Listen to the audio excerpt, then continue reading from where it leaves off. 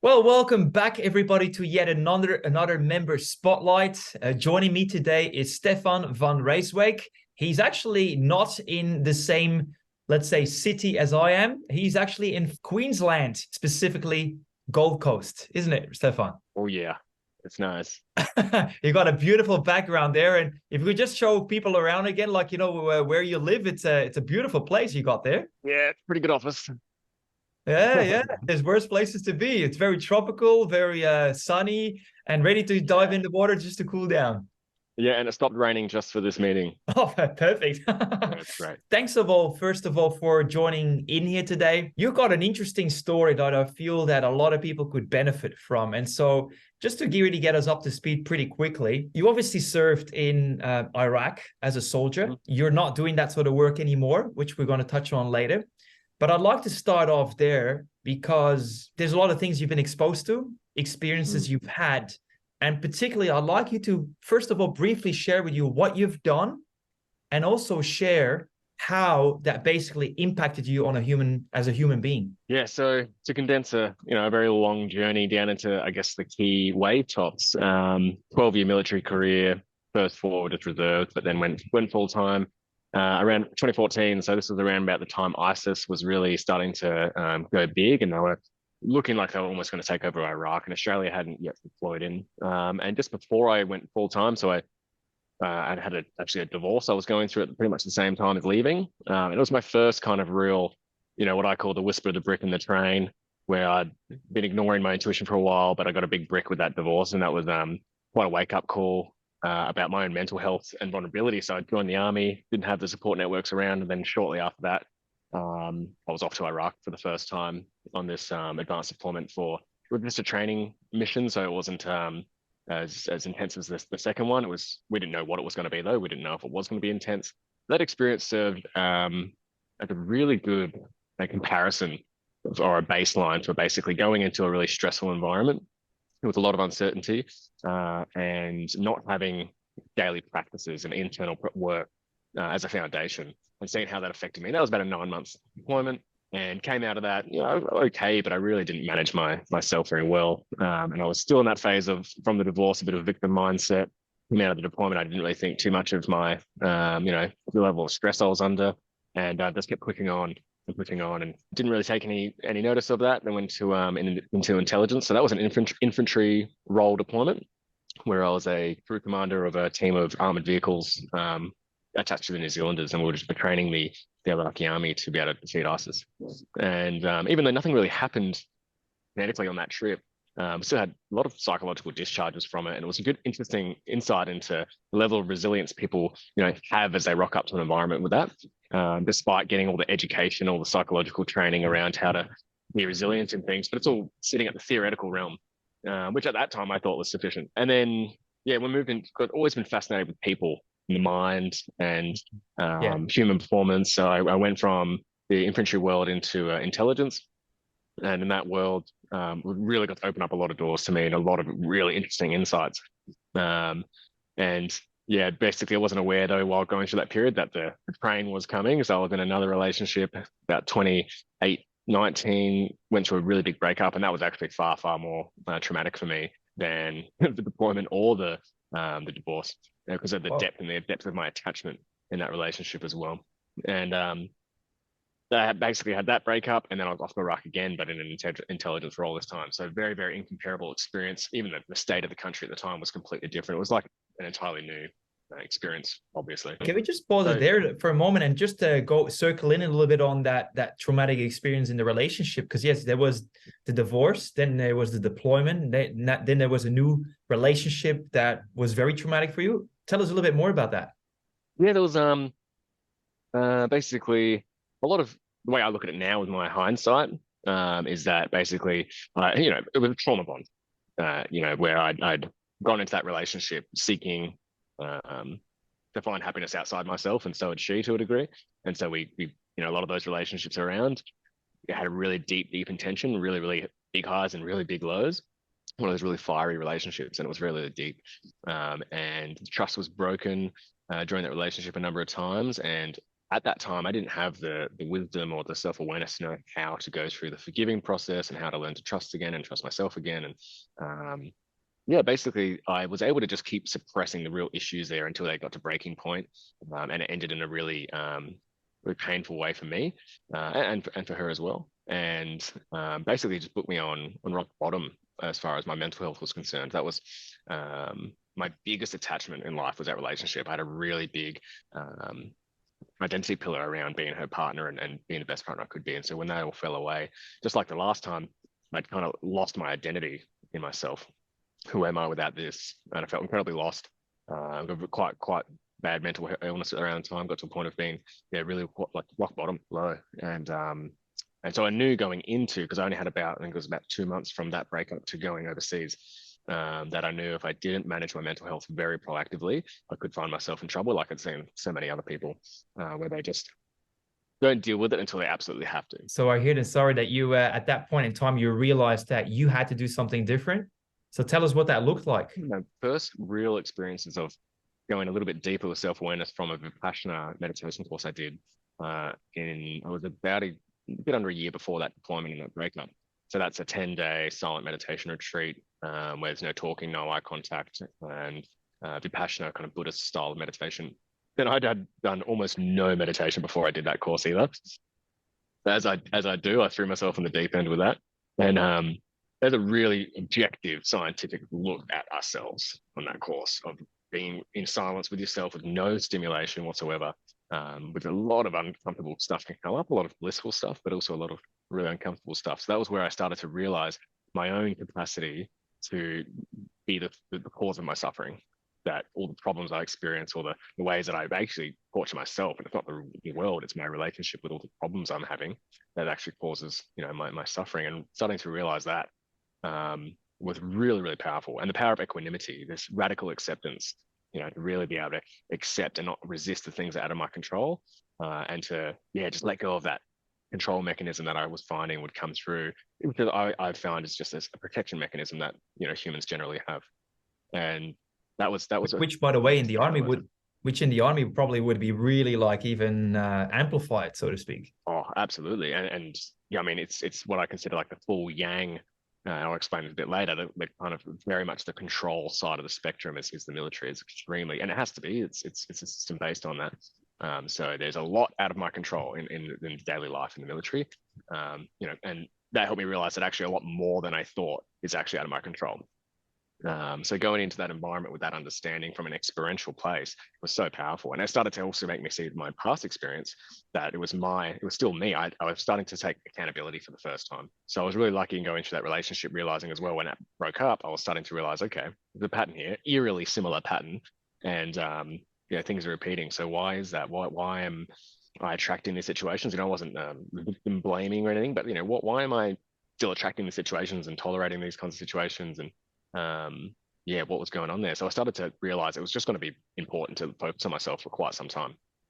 So going into that deployment, I'd read the book Atomic Habits, which was all about, the power of small, consistent change over time. I went in there, I'd done a little bit of yoga, I'd done the meditation course, I'd started to delve into stoicism a little bit around a lot of that wisdom around, not trying to control what's outside of our control, but consistently. And I realized knowing it's not going to do it. Like the theoretical level is so limited. So for me, it was just massive to realize I need to practice this as the things arise every day and make a habit of practicing these things. And even though we were working on that deployment, and I can't go into the details too much of the deployment because it's sensitive, but the hours we were working and the kind of threats that were there and the amount of uncertainty in the world, because this went into 2020 as well, it was a very interesting time to be there on that deployment. And I had endless opportunities to practice my ability to be equanimous, to accept what's outside of my control, to take ownership for my own emotions and reactions. And the side effect of all of that was the highest level of performance in such a challenging condition that I'd ever witnessed in myself. And there's these simple little practices, whether that was being in a bunker, after having been rocketed or waiting to be rocketed and just using that opportunity to meditate, or, going to bed wondering, having the mind worry, especially in an intelligence role where we're more aware of what threats are out there. Is this going to be a dangerous night, or is this all good? And realizing once I've done everything that I can do to the best of my ability, there's nothing else to do but relax. Some of these nights are the best sleeps killer.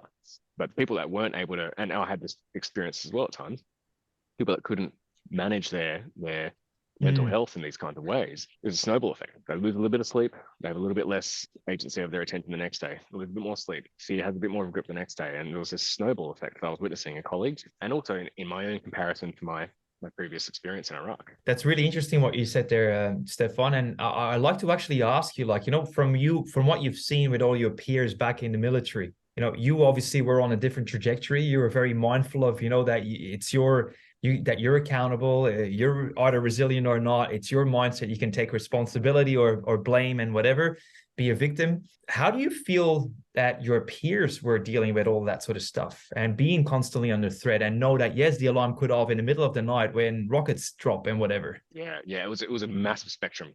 There was a special operations deployment, so the tempo was completely different. It was really high performing people there, and that's where I got to really be around all high performing organizations and start to see some of the wisdom I got from some of those guys in those roles who lived it and breathed it in these incredibly high performing capacities. So some of those guys had a combination of, there was a few of them that were extremely mindful and had a lot of self awareness and were performing these high performing areas, and others that were certainly in a pretty typical military base of not showing any emotion, but underneath the surface, actually experiencing a tremendous amount of stress. Not based on any kind of weakness, but just based on what I now see as the Buddhist kind of work around attachments and craving aversion. A lot of, in the military in general, I think has a lot of insecurity in it. That's why, there's a lot of outsourcing of status in my role, and I've been party to that my whole career. So there was that all the way through to people that were being sent home throughout the deployment for not being able to keep it together mentally, falling apart quite rapidly. What And did just that look seeing like? I'm quite empathetic, so I'm quite attuned to how people are, and just seeing the trajectory they're on with the more irritability, the more the stressed nervous system, the breathing, the decision making starting to shift a little bit, the reactivity, all these kinds of things slowly happening, but also seeing it physically in people, becoming pale and sunken eyes and these kinds of physiological responses of just a nervous system that's constantly in sympathetic fight flight state, whether there was danger or not, because the real threat was that the body was perceiving was from the mind's inability to be present and just be constantly fixated on threats. So there Hypersensitive. was, and needing to be, like a lot of the professionalism in that world does depend on that ability to overthink. Overthinking is directly rewarded, especially with analysts and things. So it looked like, to me, it was extremely obvious, and I started to see just how important it was. Like these little things, like just the ability to make sure I was looking after my sleep, the ability that I was still moving my body and focusing on breath, still being professional and doing all my jobs to the best of my ability, showing up with integrity the best I could. Like just these little things. And I know I was not by any means a perfect soldier there. I made many mistakes on that deployment in a stressful environment. But the relationship with those events, the relationship with my beliefs around what was going on, I was very surprised, because by the time I got to, and we ended up getting no break because of COVID, so it was about 9 months. I ended up finishing feeling quite fresh still. My nervous system was in sympathetic a lot because I had to be constantly aware, but it could have been so much worse. And so realizing, wow, there's this stuff is so incredibly powerful. And that was when I had some people saying, hey, you should be teaching people about this stuff. Yeah. It's obvious that the current approach that big organizations use, corporate very similar, is highly reactive. Once there's a problem, we'll have a safety net, we'll deal with it and minimize. Preventing that problem is done very poorly. It's more like focusing on fixing rather than preventing. Yeah, I fully agree. And it's good to hear that you found a way to kind of really let go of that stress, let go of the tension, and really find stillness inside. Buddhism's, it really can help a lot in that regard. Tell us a little bit more fast forward to now, because obviously you've then started doing training. You started saying that with the military, but also with corporate organizations. And so you set up your own business. That's how we met as well in that sort of context. So tell us a little bit more about what you're doing these days.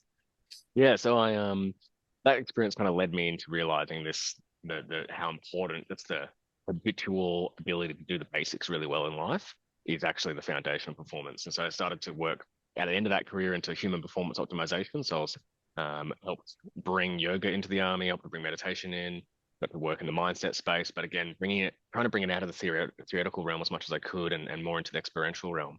and getting really good results with that. Like everything from soldiers who were on the verge of committing suicide who didn't because of yoga, to people who actually use it to win competitions in the military and things like that as well. So we had some really epic results with this stuff, and realizing it's just not being implemented well in these large organizations. So they've got an idea about what makes up a high performing organization, but the map is not the territory. And that's the big thing. They can write out this map, epic strategic map, and fund it. That doesn't mean it's sinking in. And yeah, so working in that space was a frustrating and awesome experience to also cut my teeth working with soldiers, because generally soldiers can be very close-minded. It's my way or the highway. And that's, again, just a survival state that the military sometimes demands people to think that way. It's actually encouraged in a way. Yeah, absolutely. It's kind of their source of robustness a lot of the time, is to be fixed. Yeah, it just made me realize, and I went to a high performance optimization symposium, or human performance, and they highlighted that exact theme across all the high performing organizations, from special forces, intelligence, Olympic coaches, other scientists, realizing that the base foundation was was wellness, basically just all the holistic elements of wellness. No one can go to work and do their job really well if they can't focus well, because they haven't slept properly, they're still thinking about an argument they have with their partner, they have an unresolved trauma that's constantly making them on like a sensitive alert all the time. These basic foundation things that are very rarely done, basically we're limiting the base of that foundation significantly, so we don't go so high, especially when it's peak performance outside of our chosen timing. We don't know when we have peak performance, so you've got to maintain a sustainable performance level. And that's what was missing from even the peak performance world, is like, is this sustainable? Is this something you can do for the rest of your life, or are they going to burn you out? Why am I so interested in this goal that might burn me out? So there's a lot of deep questions in there that need answering. Yeah, absolutely. Walk us through, what are some of those pillars of that high performance stuff that you have been, let's say, studying yourself, but also been teaching others? So one of the biggest links I realized was missing in this stuff has been integration and implementation. So the military, model I was raised on with training was basically qualification, not competence. So I do a course and then I'm deemed, competent until the point that the training runs out, and then I'm not competent, and then I do the training renewal, and then I go. And that's how they manage green boxes. Realizing that's a bunch of nonsense. The skill realistically is very much more like aerobic fitness.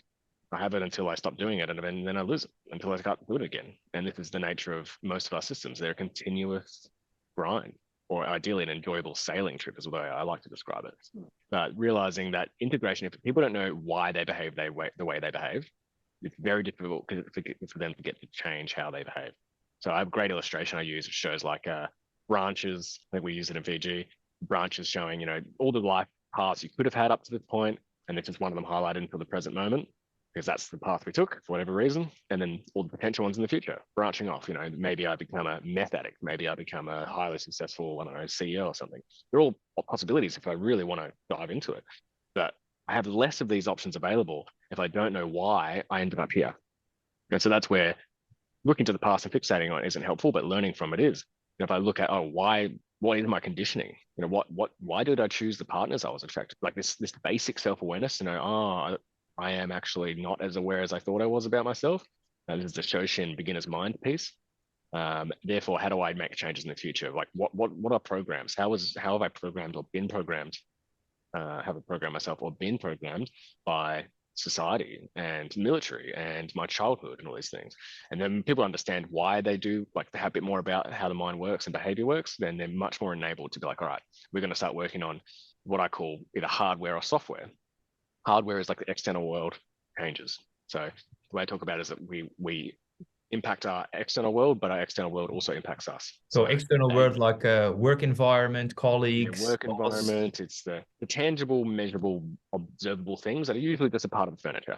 People don't, it's just the way it is, but it's shaping us constantly. If I'm around people who are constantly complaining and negative, I'm taking that on. Absolutely. Like we have had to be very socially conformist creatures to survive in the past. So that's part of our nature. And if we're not aware of that, that external system is significantly influencing us. But in to out, the way I'm showing up is also attracting people on a similar level. So there's two ways to address this. Also, psychology, I think, more thinks of a top-down or bottom-up approach sometimes, somatic or mind-based. So I get to take these principles. What's the most low-hanging fruit, the stuff they're going to feel the benefit from the fastest, and implement that.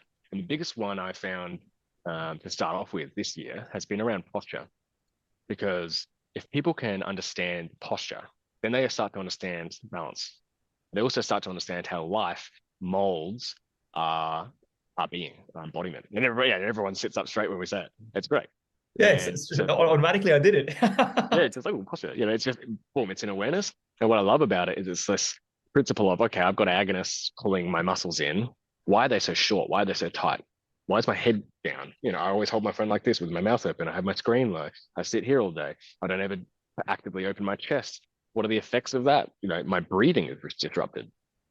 In yoga, they talk about their heart space being closed and the energetics around meridians, and there's a lot of felt experience in that. If you get someone to, there was a study they did on bungee jumping, and they had people hold a submissive, like a beta male kind of posture, very nervous. People would recognize the emotions when they saw it. It was only for like 2 minutes, and they all rated themselves with 10 out of 10 fear, phobia of jumping off a height. And they got the posture held, I think it was for 2 minutes, and then told them to jump. No one jumped. The other group, there was a control, and then there was another one that was the opposite, primal alpha stance in their posture, open chest, head up, big belly breathing, 2 minutes, and then I can't remember the percentage, but it was something like 4 or 5 of them out of 10 jump, which is crazy compared to all were 10 out of 10 phobias. So how powerful is posture affecting us moment after moment, day after day, breath, lymphatic system? So also people start to realize through experience, the way I've set my life up is shaping me. Not just my posture, but my emotions, my repeated thoughts, my repeated words to myself. And also, it's not a matter of continuously trying to hold my posture position. It's about making the posture change a natural side effect of the work I do. And so that's really the crux of it. How do I strategically design my world to do whatever exercises I may need to do for a period of time to correct things, but not too much, not too little, and to find the balance. So far, what I heard was that building that self-awareness is key, especially with the different opportunities and like sliding doors, the movies, you either go there or you go there. Really important.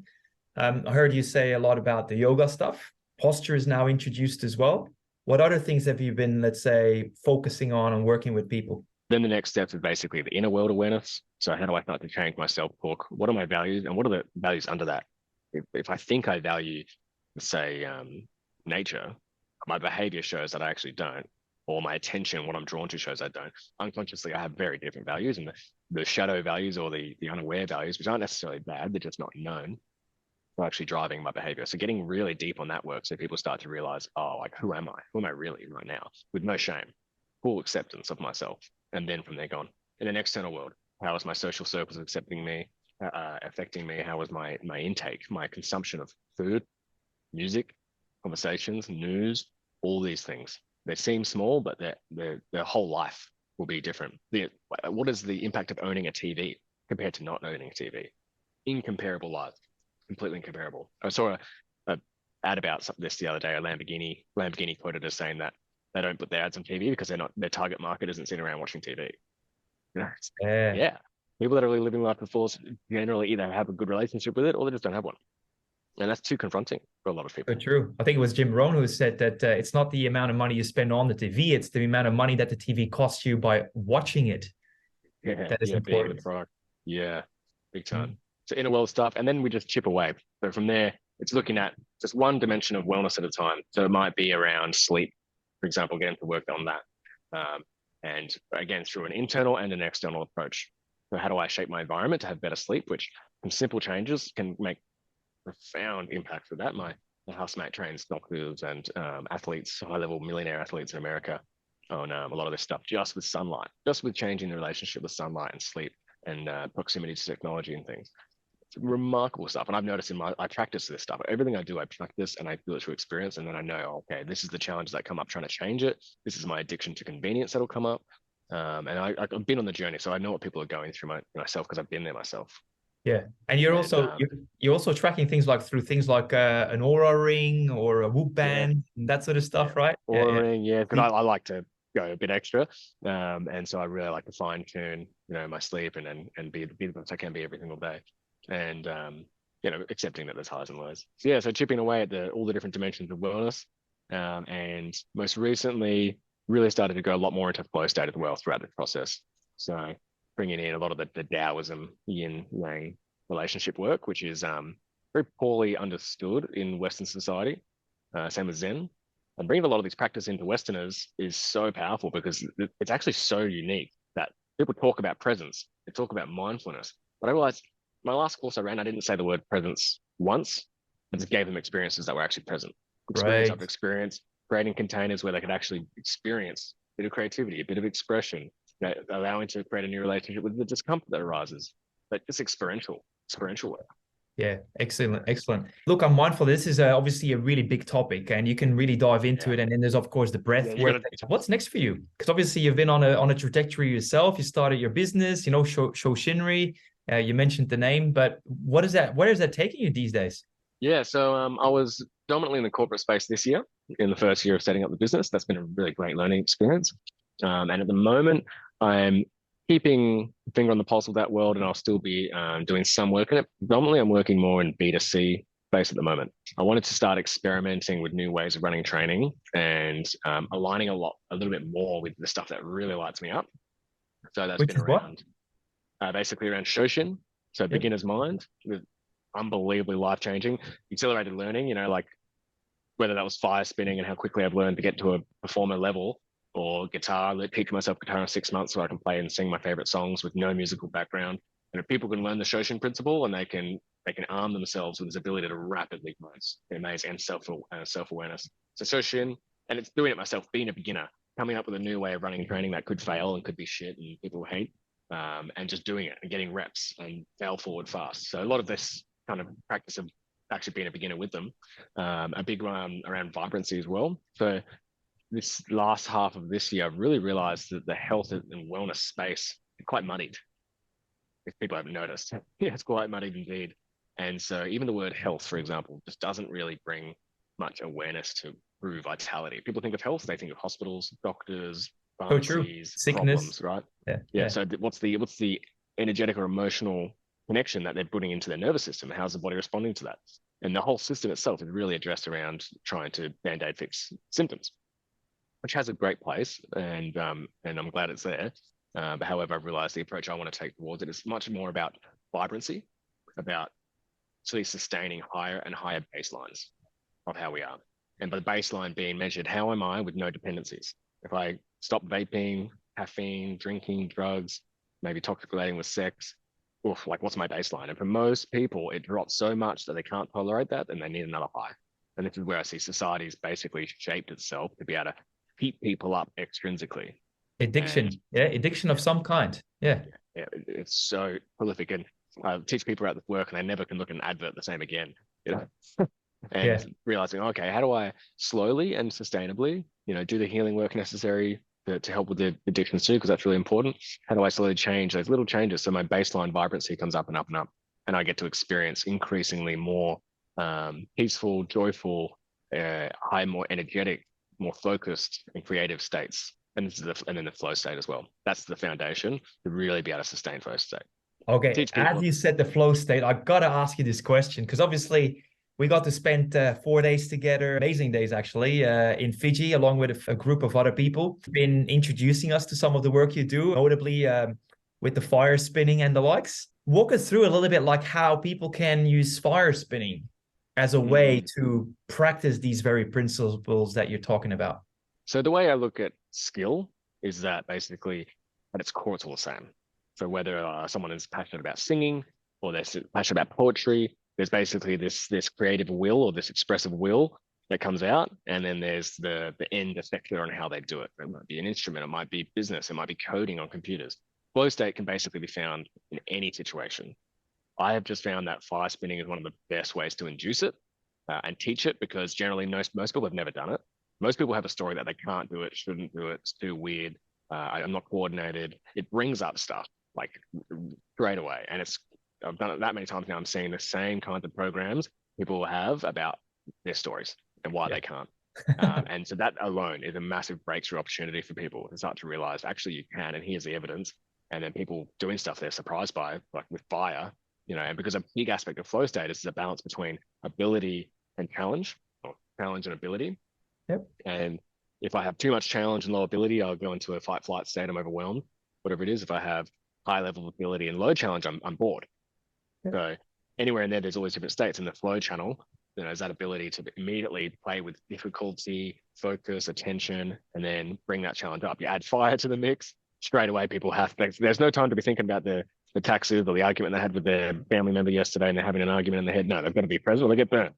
You get feedback. This is why martial arts is so good for this stuff as well. It's immediate feedback. And they learn how to learn through the repetitions. They learn how to have quality training so they can apply it to anything. They learn how to actually start to express themselves. So I use the yin yang principle to teach it. The yang aspect is, I'm teaching you a way, and there's repetitions and there's, principles and a framework there. But as soon as they put quality training into that, repetitious, mindful presence, then the yin aspect is their ability to get creative. That alone, triggering, very triggering. Most people do not want to be creative. It's super vulnerable. To move their body in a way, like, it's super triggering. And it brings up a lot of stuff for people. So their opportunity to do that in a really safe environment, which is also really fun, this has been a great way. It's not that I want to make it the world a bunch of people who are fire spinners. It's just a great catalyst. That's what I'm hearing. So you're using it basically as a tool experientially to teach a principle and to empower people. That's basically what it comes down to, yeah? Yeah, and conscious attention cultivation. I can put videos on my profile of fire spinning and everyone's, there's an attention economy out there, and I can do that with an intention and a message behind it, and that they look at it and they're drawn to it, but they also get something from it. And they get there's always going to be something in it that they can take and use that. I love what you represent, Stefan. I got to say, I've thoroughly enjoyed having that time together with the group in Fiji, which is the Edge Retreat, which is the hat that I've... I should have worn mine. That's all good. If there's any last words that you would like to say to people that, let's say, are going through a bit of a tough time. I mean, you already mentioned mental illness, well-being. It's a biggie out there. I just heard one of the HR managers that I work with in an organization again say that she is so flabbergasted by the prevalence of mental illness while she's talking to job candidates that it's actually not funny for her. So what would you say to people that are now going through a rough patch in that department to kind of come out on the other side? I think there's a few paradigm shifts that I know for me when I've been in the darkest spaces were hugely shifting. And one of them is the Buddhist principle of impermanence, which means that basically this mantra of this too will pass, that they believe the only constant is change. This is really uncomfortable for someone who's having a great time, because that's going to go too. And there's someone who's having a really good time, that is also going to go. And basically that the suffering in these conditions mostly comes from the resistance to the suffering rather than allowing the suffering to flow. So there is that twofold process of addressing the source of the suffering. Absolutely, that needs to be addressed, but also allowing it. This ironic surrender process of actually allowing feelings to flow and fully feel them, on your own terms, is so incredibly powerful. And if you can handle that, even choosing to love it. And when I was in Iraq, I had a good mate send me this video called on Amor Fati, meaning love the fate. And that was when I was going through probably one of my most challenging times over there. So much uncertainty. We were getting told we were going to stay for another 6 months longer than we thought. And there was just a lot. We didn't know if it was going to be World War III at that time. We didn't know what Australia was going to be like to come back to. I still had, I was still processing the breakup from only 8 months earlier. And this principle of love the fate. Can I get an environment which is so challenging and it objectively seems bad, this just sucks, and just tell myself I love this. It's almost like find the seed of good in anything. Kind of. Yeah, and it changes it. Like saying I get to go to work first, I have to go to work, but at a deeper level, because if you can really love it and be like, yeah, this hurts and this sucks and I want it to end, but I know I'm going to be better for this having happened. I know that in my life, every single painful experience has given me many gifts that I needed to have and I needed to go through. And the awareness of knowing that it's happening for you, not to you, is a paradigm shift. So gratitude is a big one for you. I know that. Yeah, big time. And it just creates a natural state of gratitude in the hard times. And that the resilience, my God, there's a lot of suffering out there, but it's a lot of victim mindset as well. Yeah, absolutely. With that being said, if people would like to reach out to you, whether they got a team that they want to do something with through your guidance, or an individual, like you said, B2C, an individual that says, hey, you know what, I really like what Stefan is about. Are you okay with us to share your details, like from LinkedIn and, your website and all of that with them? Yep, absolutely. Yep. So in Queensland here, I run workshops and courses for public, if they are anyone in Gold Coast or Brisbane or Southeast Queensland. Yep. Best way to get to that is through my Instagram, which is Shoshin_flowcraft, and I can give that to you. So that's SHOSHIN_flowcraft. And then my website, shoshinri.com. So stefan.ryswyk.com. And then email through that. You can have a quick look at the corporate offerings, the courses, the workshops and stuff, and keynotes that I do on there as well. And that'd be the Fantastic. best way to reach me, and go from there, see what magic we can make. Mate, I love what you're about. You're very genuine, you're very real, you're very humble and honest and approachable. So people definitely, I recommend or endorse everything that Stefan does. And yeah, please do reach out for him if you feel that he could potentially add value to you. Stefan, thank you so much for contributing today. Thanks, As always, a pleasure. Hand on heart. And we're going to just say good day to everybody. Wish you well, and I look forward to seeing you again in the next Member Spotlight. Thank you. Thanks, Bram.